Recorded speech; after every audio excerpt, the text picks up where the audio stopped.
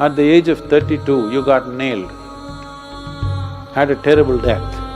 But we bow down to him because it seems, we don't know, but we believe, or people have believed always, that even when he was nailed, he said, they know not what they're doing, forgive them.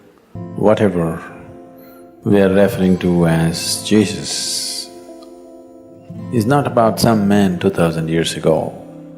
It's about a certain possibility within every human being. So that has to rise. It's not that there is no Jesus in you, it's just you kept him hung, impotent. He needs little empowerment. He needs to be raised. So the whole effort is that part of you which we can call Jesus or Shiva or whatever you like, to allow that to rise. We worship him not because he was a super success of the day. Any one of these events happened in your life, most people would be broken, bitter for the rest of their life. No matter what happened, he never became bitter. He never became angry. He never became hateful. Though what life threw at him was one tragedy after another, he remained above it. And we worship that because essentially essentially in your life, this is all it is. What the world will throw at you, it is not 100% your choice. To some extent we can control, that's about it. World may throw anything at you, we don't know what it will throw at you.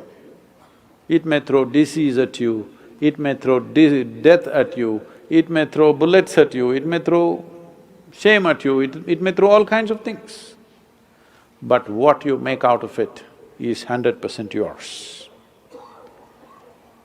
Now, this one thing, if you take charge, no matter what world throws at you, you will turn it into your well-being.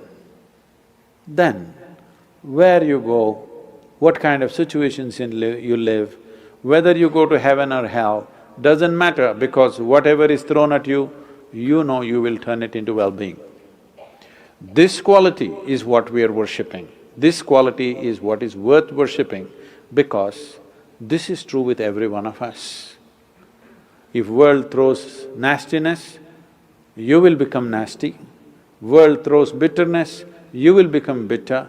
World throws anger, you will become angry. This is the way most human beings live. Because he lived above that, we said he is godlike. But what happened in their life, the physical events of their life, if you look at it, it's one big tragedy. At the age of 32, you got nailed, had a terrible death. You call that a successful life? No. But we bow down to him because it seems, we don't know, but we believe, or people have believed always, that even when he was nailed, he said, they know not what they're doing, forgive them. For that we bow down to him, not because he got nailed. Because getting nailed is not a successful life, isn't it? But even if you nail him, he did not lose his quality. For that we bow down.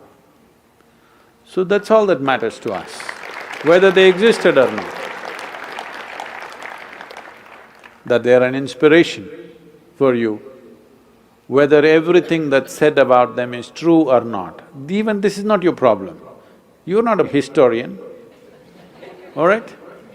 You just need some icon to move towards a better way of existing for yourself, that's all. What does it matter? Krishna did not exist, Jesus did not exist, what does it matter to you? 2000 years ago, whether a man lived or did not live, or it's just a figment of somebody's imagination, what does it matter? It is the quality that matters, isn't it?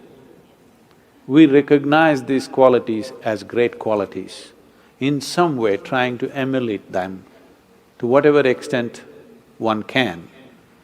That's what we're looking at. Even Jesus, not a good man, wonderful, not a good man.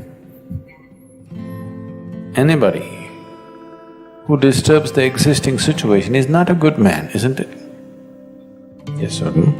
In any given situation, someone who disturbs your family situation, somebody who disturbs your social situation or political situation, national or international situation, is not a good man in that society, isn't it so? So Jesus is not a good man. Maybe he's wonderful, but not a good man. Shiva, definitely not a good man, but fantastic he is. If you don't let that man rise within you, if you do not let that aspect rise within you, then you will remain good and dead. Dead is good. Dead is always good. Yes or no? Once it happened, a 5-year-old boy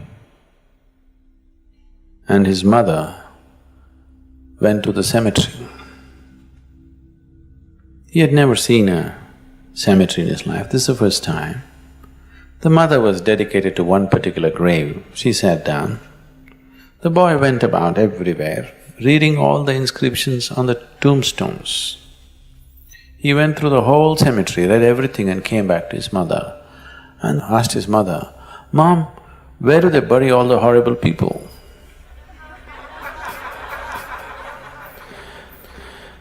Every tombstone says this was the most wonderful man. Dead is always good, isn't it? Dead is good, living is trouble.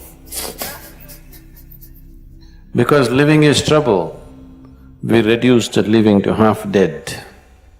50% life is safe. That's where most people have settled. We must decide, dead or alive. Half dead is not good, isn't it? Once Shankaran Pillai was arrested for mixing horse meat in chicken cutlets and selling.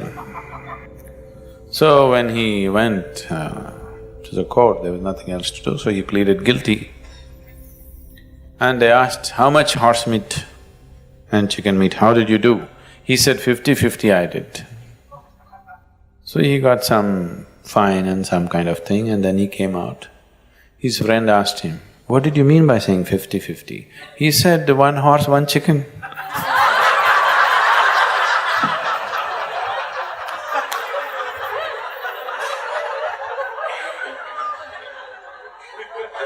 That's 50-50. So, this mixture won't work. You have to raise the dead. You really have to raise the dead. That part of you which has been kept dead for too long, it's time to raise it. Namaskaram everyone. I hope you like the video, and if you really enjoy the content of this video, click the subscribe button so you can receive more content like this, and don't forget to share your thought about this video. Thank you.